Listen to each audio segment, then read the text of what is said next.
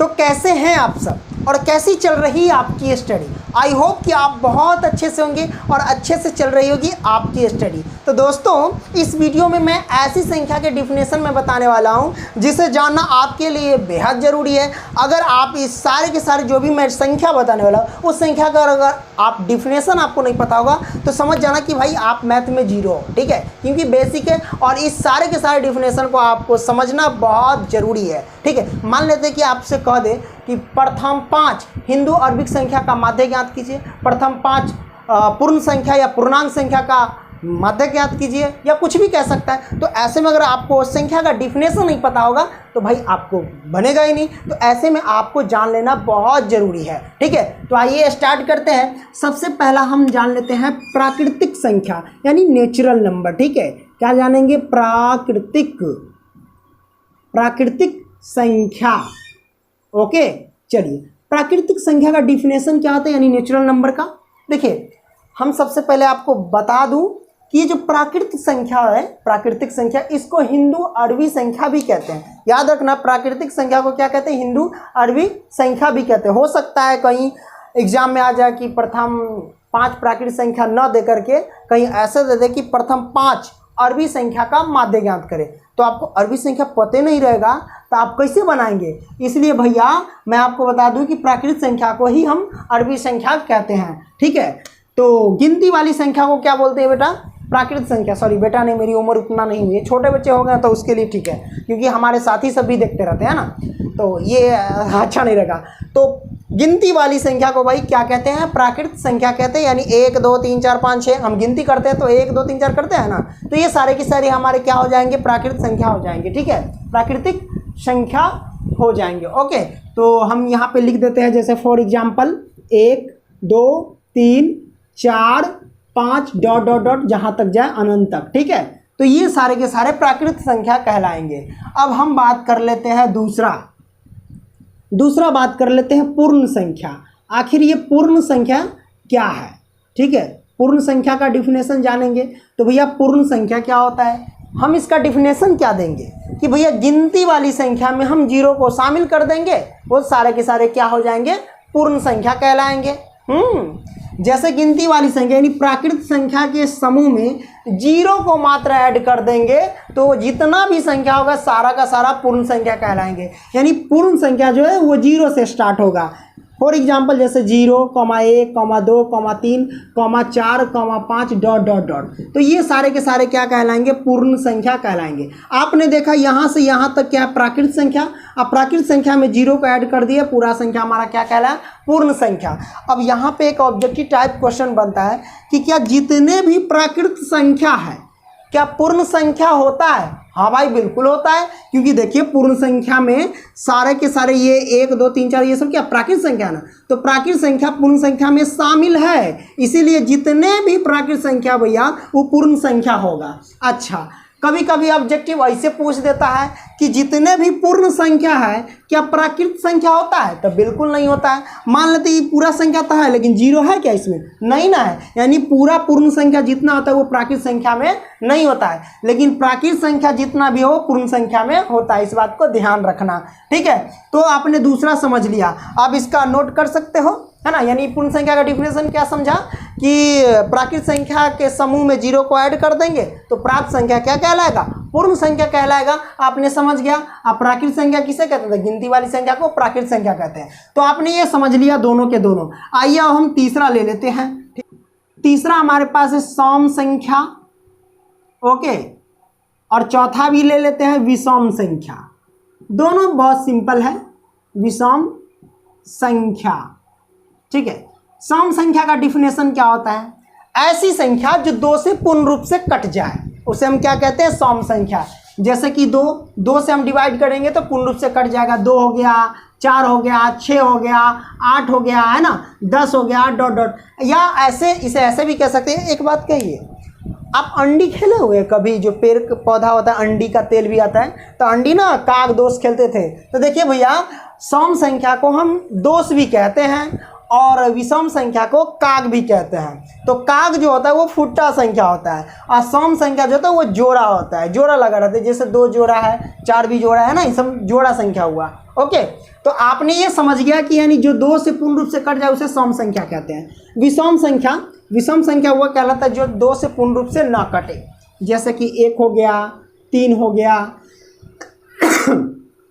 5 हो गया, 7 हो गया, है ना, उसके बाद 9 भी क्या 2 से कटेगा? नहीं कटेगा। तो ये सब विषम संख्या हो गया, डॉट डॉट डॉट आगे जितना भी जाए। तो सम संख्या और विषम संख्या समझ गया, यानी इवन नंबर और ओड नंबर आपने समझ गया। ओके, चलिए हम इसको भैया मिटा देते हैं। ओके, अब हम अगला प्रश्न ले लेते हैं। ये दोनों के दोनों आप समझ गए, ये सब बहुत आसान है, सबको समझना जरूरी है, आगे हम सब ना बताएंगे आपको। आइए अगला हम क्वेश्चन लेते हैं। 5वां देख लीजिए, हमारे पास है पूर्ण वर्ग संख्या यानी परफेक्ट स्क्वायर नंबर। ठीक है, तो ये हम जानेंगे कि पूर्ण वर्ग संख्या होता क्या, इसका डिफिनेशन देखिए। ऐसी संख्या जिसका वर्ग करने पर कोई परफेक्ट नंबर आ जाए, है ना। जैसे कि मान लेते हैं 1 का स्क्वायर करेंगे तो क्या होगा? 1 आएगा। 2 का स्क्वायर करेंगे तो कितना होगा? 1 का स्क्वायर 1। 2 का स्क्वायर करेंगे तो कितना होगा? 4, यानी 2 का वर्ग करेंगे तो 4। 3 का वर्ग करेंगे तो कितना होगा? 9। 4 का वर्ग करेंगे तो कितना होगा? 16। 5 का वर्ग करेंगे तो कितना होगा? 25, है ना, ETC। तो ये सारे के सारे संख्या जो भी आया, ये सारे के, जैसे 1 आया, 4 आया, 9 आया, 16, 25 डॉट डॉट जहाँ तक जाए, ये सारे के सारे पूर्ण वर्ग संख्या कहलाता है। यानी ऐसी संख्या जिसका हम वर्ग करें तो कोई परफेक्ट नंबर आ जाए, उसे हम क्या कहते हैं भैया? तब पूर्ण वर्ग संख्या कहते हैं, यानी परफेक्ट स्क्वायर नंबर कहते हैं। तो आपने देखा 1, 4, 9, 16, 25, ये सारे के सारे सब क्या कहते हैं? जैसे कि 6 का वर्ग करेंगे तो कितना होगा? 36। इस तरीके से पूर्ण वर्ग आ जाए तो वो समझ जाना कि भैया क्या है, वो सारे के सारे पूर्ण वर्ग संख्या कहलाता है। अब देखिए बीच में आया है 3, नहीं ना आया है। 3 का 5 आया नहीं ना है, तो वो सब नहीं हुआ, समझो 3, 5, 7 ये सब नहीं हुआ पूर्ण वर्ग संख्या। ये सब हुआ 1, 4, 9, 16, 25, है ना, 36। तो ये सब हुआ। आइए अब हम क्या करते हैं भैया, इसका हम जान लेते हैं। पूर्ण वर्ग संख्या हो गया, अब हम जानते हैं पूर्ण घन संख्या। 6ठा में देख लेते हैं पूर्ण घन संख्या क्या होता है। पूर्ण घन संख्या, देखिए पूर्ण घन संख्या बहुत आसान है, यानी ऐसी संख्या जिसका घन करने पर यानी क्यू लगाने पर उसका जो नंबर आए यानी संख्या जो है वो परफेक्ट आ जाए, घन करने पर परफेक्ट आ जाए। तो जैसे कि 1 का क्यू यानी 1 का घन करेंगे तो क्या होगा? 1 आएगा, यानी 1 को 3 बार गुना करेंगे। 2 का घन करेंगे तो कितना होगा? 2 को 3 बार, 2 दूना 4, 4 दूना 8 हो जाएगा, है कि नहीं। मान लेते हैं 3 का घन करेंगे तो 3 तिहाई 9, 9 तिहाई 27 हो जाएगा, है ना। तो इस तरीके से 4 का घन करेंगे तो 4 को 3 बार गुना, 4 चौके 16, 16 चौका 64 आ जाएगा, है कि नहीं। इस तरीके से तो ये सब जितना भी संख्या आएगा भैया आगे जितना भी, तो ये सारे के सारे जो संख्या कहलाएंगे पूर्ण घन संख्या कहलाएंगे। आई होप कि ये भी समझ गए डिफिनेशन। आइए अगला लेते हैं, बहुत आसान सब है। चलिए मेन टॉपिक आप लेंगे, ये सब आप समझ गए होंगे। ओके, अब अगला ले लेते हैं, कोई दिक्कत नहीं है, बहुत आसान है। अब भैया जानेंगे प्राइम नंबर यानी अभाज्य संख्या। अभाज्य संख्या क्या है इसको हम समझने की पूरी कोशिश करेंगे। आपको करना क्या है, ऐसी संख्या, अभाज्य संख्या का डिफिनेशन ये होता है कि ऐसी संख्या जिसका गुणनखंड करने पर केवल 2 आए। 2 संख्या है, ऐसी संख्या जिसका गुणनखंड करे तो 2 संख्या है, ये होता है इसका डिफिनेशन। जैसे कि मान लेते हैं कि 5 हो गया, तो 5 अभाज्य संख्या है या नहीं है, तो आप देख लेते हैं। इसका गुणनखंड करेंगे यानी मतलब इसको डिवाइड करना है, काटना है, केवल 2 संख्या से ही कटे। ये देखिए 5 कटेगा, 1 से कटेगा और ये स्वयं से कटेगा, 5 से सिर्फ कटेगा, है ना। तो ये देखिए कितना है, 2 संख्या यानी 2 गुणनखंड है, एक ये और एक ये, 2 आ गया, तो इसका मतलब ये अभाज्य संख्या है। मैंने क्या बोला कि ऐसी संख्या जिसका गुणनखंड करने पर केवल 2 संख्या आ जाए, है कि नहीं। तो देखिए एक ये है, एक ये है, इसके अलावा कोई आ सकता है? नहीं आ सकता है। मान लेते हैं 7 है, इसका हम गुणनखंड करेंगे तो क्या आएगा, हमारे पास 2 संख्या आएगा, एक तो 1 से कटेगा या फिर ये 7 से कटेगा, तो केवल 2 संख्या है। तो ऐसी संख्या जिसका गुणनखंड करे तो केवल 2 संख्या है। अच्छा मान लेते हैं 8 का गुणनखंड करो, 8 का गुणनखंड करेंगे तो किस किस से कटेगा जरा देख लो, 2 से कटेगा, है कि नहीं। इसका गुणनखंड देख लेते हैं, मान लेते फैक्टर करके गुणनखंड चेक करेंगे, 2 तब फिर 4 आएगा, फिर 2 से लगाएं तो कितना आएगा, 2 आएगा। तो देखो 3 बार आएगा, कितना बार, 2, 3 बार आ गया। तो अब बताइए एक संख्या, 2 संख्या, 3 संख्या आया कि नहीं आया, 3 संख्या आया कि नहीं आया। तो ये तो 2 संख्या नहीं हुआ। देखिए इसमें 1 और 2 संख्या, 1 और 2 संख्या, लेकिन यहाँ 3 संख्या आ गया। तो ये अभाज्य गुणनखंड नहीं होगा, ये 8 अभाज्य गुणनखंड नहीं हो सकता। मैंने क्या बोला, अब मतलब अभाज्य संख्या वो कहलाता है जिसका गुणनखंड करने पर केवल 2 संख्या आ जाए, है कि नहीं। मान लेते हैं 11 का कीजिए, तो 11 का कीजिएगा तो 1 से भी कटेगा, ये स्वयं 11 से भी कटेगा, तो 2 को गुणनखंड आया। तो इसका मतलब ये क्या हो गया, अभाज्य संख्या।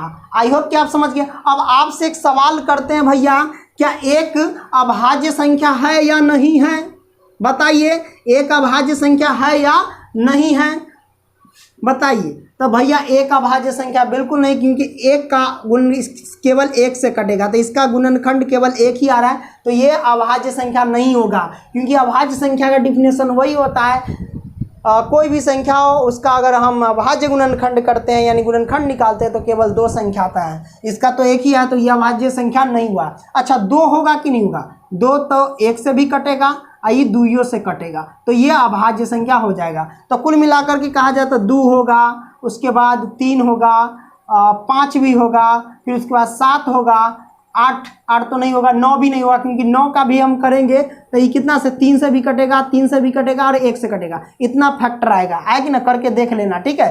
तो 9 नहीं हो सकता है ना, 11 होगा, इस तरीके से। तो ये सारे के सारे संख्या जितने भी आएंगे अभाज्य संख्या कहलाएंगे।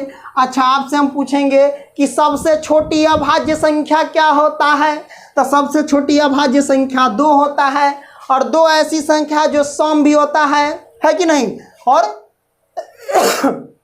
अभाज्य संख्या भी होता है। तो आपने समझ गया, ओके। चलिए अब हम आगे बढ़ते हैं। तो ये सब तक क्लियर हो गया, पूरा डाउट है ना, कोई दिक्कत नहीं है। अच्छा सबसे छोटी अभाज्य संख्या 2 हो गया।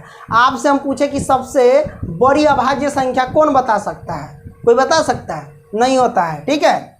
अमन है तो बताने का तो बता देना कमेंट में अगर होता है तो, ठीक है। चलिए अब हम आगे हम बढ़ते हैं। आइए अब हम बात करते हैं कंपोजिट नंबर यानी भाज्य संख्या की बात करते हैं।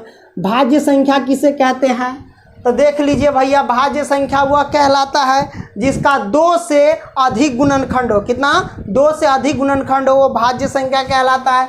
जैसे कि 4 का अगर गुणनखंड करेंगे, 4 का फैक्टर करो, 2 से लगाए तो फिर 2 से लगाए तो 1, यानी 2 से अधिक आ गया, 1 2 3 बार आ गया, तो ये 4 हो गया भाज्य संख्या। मान लो जैसे कि 6 हो गया, 8 हो गया, है कि ना, 10 हो गया, तो इस सब का 2 से अधिक गुणनखंड होगा। देख लो 6 को लगाएं 2 से तो 3, और फिर 3 से लगाए तो 1, तो 1 2 3 आ गया, है ना। तो इस तरीके से मतलब समझ सकते, जैसे कि 12 हो गया डॉट डॉट डॉट, है ना।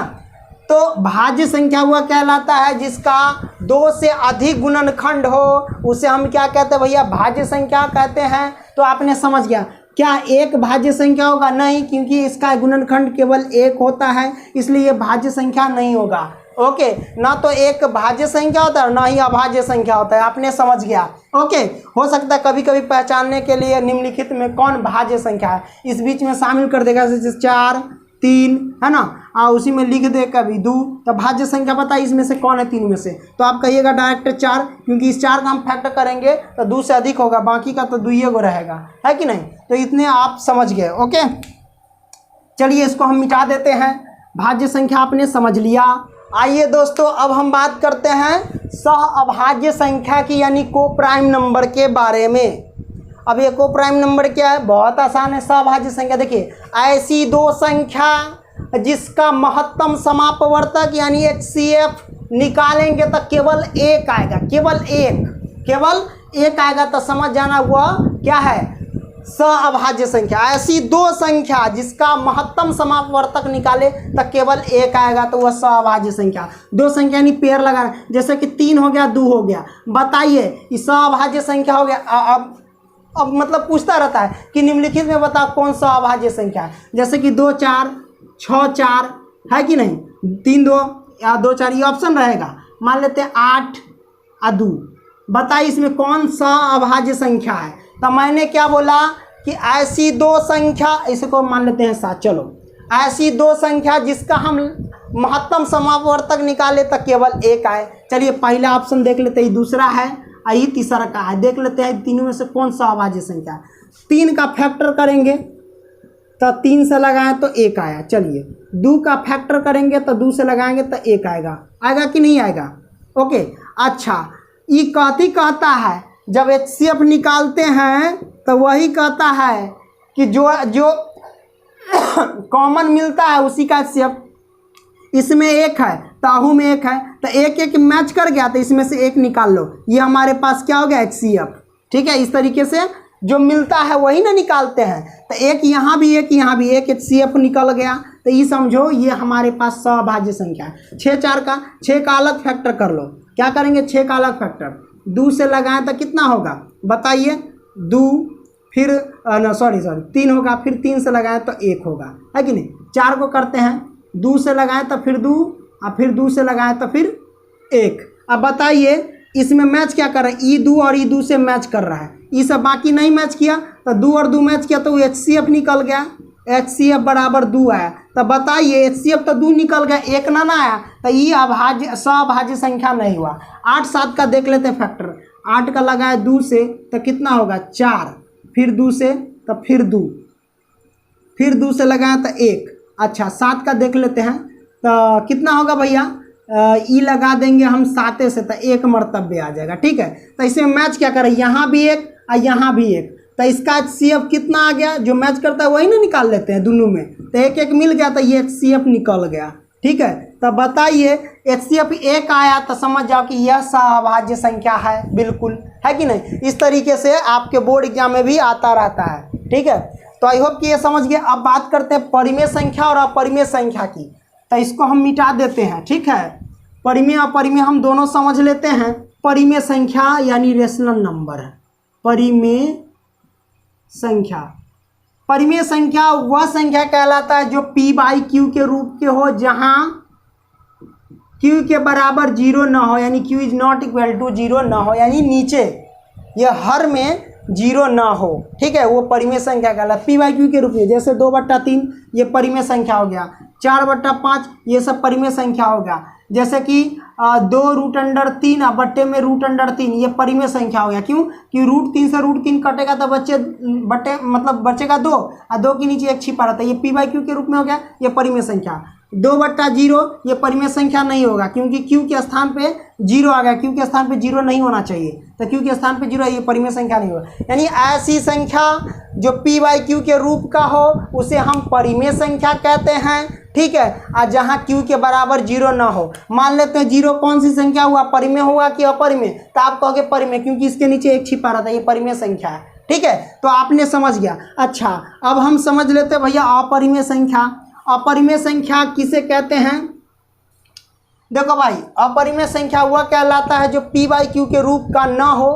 ठीक है, जहाँ Q के बराबर 0 ना हो तो वो अपरिमेय संख्या कहलाता है। जैसे कि करनी 2, करनी 3, करनी 5, है ना, करनी 2√5, इस तरीके से। तो ये सारे के सारे जो संख्या है वो अपरिमेय संख्या कहलाता है। आई होप कि ये सारे के सारे क्वेश्चन जो है आपको जो डाउट होगा वो क्लियर हो गया। भैया वीडियो बनाने में बड़ी मेहनत लगती है, लाइक करना, सब्सक्राइब करना चैनल को और शेयर भी कर देना। ठीक है, तब तक के लिए बाय दोस्तों, चलो फिर मिलेंगे अगली वीडियो में।